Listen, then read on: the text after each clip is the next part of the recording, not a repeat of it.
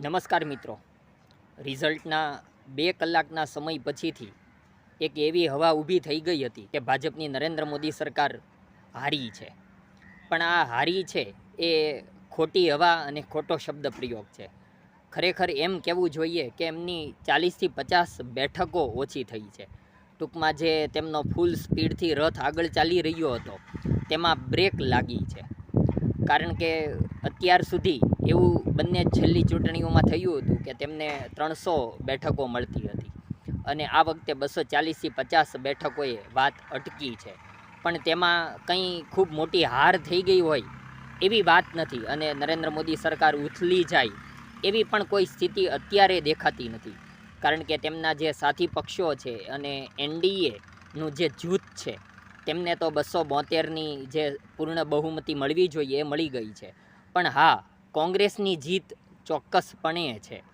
કારણ કે કોંગ્રેસને પોતાના પક્ષને અત્યાર સુધીની ચૂંટણીઓમાં 50 બેઠકો મળતી હતી અને આ લોકસભા ચૂંટણીમાં એ બેઠકો ડબલ થઈ ગઈ છે. એટલે કોંગ્રેસની જીત સંપૂર્ણપણે કહી શકાય. ભલે તેમની સરકાર નથી બનતી પણ એમનું કોન્ફિડન્સ લેવલ વધવું જોઈએ એ ચોક્કસપણે વધ્યું છે.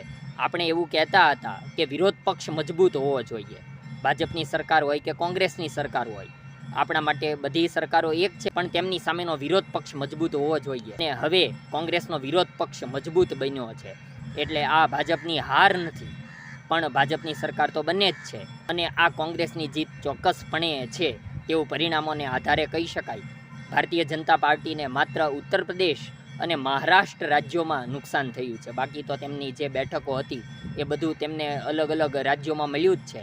અને ઉત્તર પ્રદેશ અને મહારાષ્ટ્રમાં હારનું કારણ શું છે તેની આપણે વાત કરીશું.